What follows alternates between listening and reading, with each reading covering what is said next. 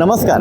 આજે 23 તારીખ એટલે કે વાવની પેટા ચૂંટણીના પરિણામનો દિવસ। આની સાથે મહારાષ્ટ્રમાં પણ પરિણામ જાહેર થવા જઈ રહ્યું છે અને આજે જે રીતે વાવની પેટા ચૂંટણીનું પરિણામ જાહેર થવા જશે તો આજે લગભગ 11 થી 12 વાગ્યાના સમય સુધી નક્કી થઈ જશે કે વાવમાં કોનો પડશે વટ। ગુલાબસિંહ રાજપૂતનો, માવજીભાઈ પટેલનો કે પછી સ્વરૂપજી ઠાકોરનો। ભાજપ કોંગ્રેસ અપક્ષ આ ત્રણ ઉપર કરાખરીનો જંગ જામેલો છે।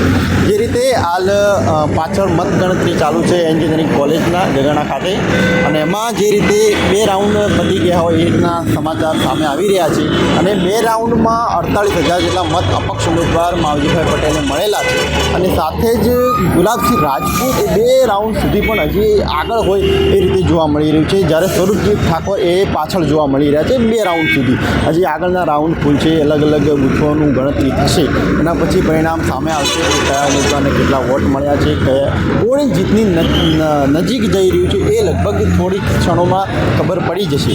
જે રીતે ક્યારે પણ આવી ચૂંટણી હોય છે તો લોકોનું સમર્થન પણ જોવા મળતું હોય છે, તો આજુબાજુ તમે જુઓ તો ઘણા બધા લોકોનું પણ અહીંયા પબ્લિક ઘણી બધી વધી ગઈ છે। એની સાથે જ એ લોકોની સેફટી માટે ક્યાંક અને ક્યાંક કોઈ ઘટના ન બને, કોઈ એવી ખરાબ ઘટના ન બને એનાની સુરક્ષા માટે પોલીસને પણ તમે જોઈ શકો છો કે પોલીસને પણ તૈનાત કરી દેવામાં આવી છે।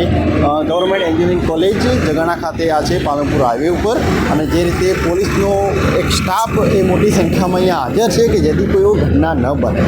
સાથે જ વાવની પેટા ચૂંટણીની જો આપણે વાત કરીએ તો ઘણા ટાઈમથી ગેનીબેનના જીતવાથી આ બેઠક જે ખાલી થઈ હતી, રેખાબેન ચૌધરીની જે હાર થઈ હતી અને ગેનીબેન ઠાકોર જીતી ગયા બાદ આ જ્યારે બેઠક ખાલી થઈ હતી તો ભાજપ અને કોંગ્રેસને આ વાવની બેઠક જીતવી ખૂબ જ જરૂરી હતી, કેમ કે જો કોંગ્રેસ પાર્ટી આજે ગુલાબસિંહ રાજપૂત જો આ બેઠક ઉપરથી જો જીતી જશે તો ગુજરાતમાં કોંગ્રેસની ક્યાંક એક ઉમ્મીદ નીકળી આવશે કે હવે ગેનીબેનના કારણે ક્યાંક કોંગ્રેસ એક્ટિવ મોડમાં, એક્શન મોડમાં જોવા મળશે।